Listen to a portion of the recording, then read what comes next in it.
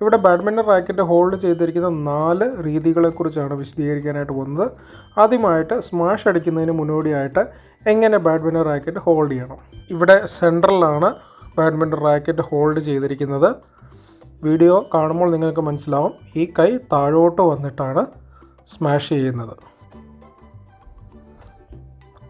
Front നെറ്റിൻ്റെ അവിടെ നിന്ന് സ്മാഷ് ചെയ്യുമ്പോൾ കൈയുടെ പൊസിഷൻ എങ്ങോട്ടാണെന്നുള്ളതാണ് പറയാനായിട്ട് പോകുന്നത്. ഇവിടെ ഇപ്പം സെൻട്രലാണ് കൈ. വീഡിയോ കാണുമ്പോൾ കൈ എങ്ങോട്ടാണ് മൂവ് ചെയ്ത് സ്മാഷ് ചെയ്യുന്നത് കാണാൻ പറ്റും.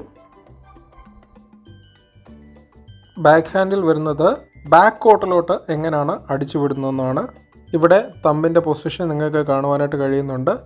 ഇത് സെൻട്രലിൽ നിന്ന് മാറി ഒരു ശകലം ഈ ഒരു ഏരിയയിലാണ് പിടിച്ചിരിക്കുന്നത്. ഫേസ് ടു ബാക്ക് ബോക്സ് ആണ്.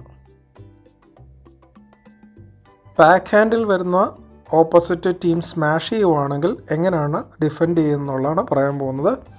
അതിനുവേണ്ടി തമ്പിൻ്റെ പൊസിഷൻ ശ്രദ്ധിക്കുക. എക്സാക്ട്ലി സെൻറ്ററാണ്. ഇവിടെ നിന്ന് നേരെയാണ് തമ്പ് പിടിച്ചിരിക്കുന്നത്. ബാക്ക് ഹാൻഡിൽ നിന്ന് ക്രോസ് കോർട്ട് കളിക്കണമെന്നുണ്ടെങ്കിൽ എങ്ങനെയാണ് ഹാൻഡിൻ്റെ പൊസിഷൻ പിടിച്ചിരിക്കുന്നതെന്ന് നോക്കാം. ഈ നെറ്റ് എങ്ങോട്ടാണ് ഫേസ് ചെയ്തിരിക്കുന്നത് നോക്കുക.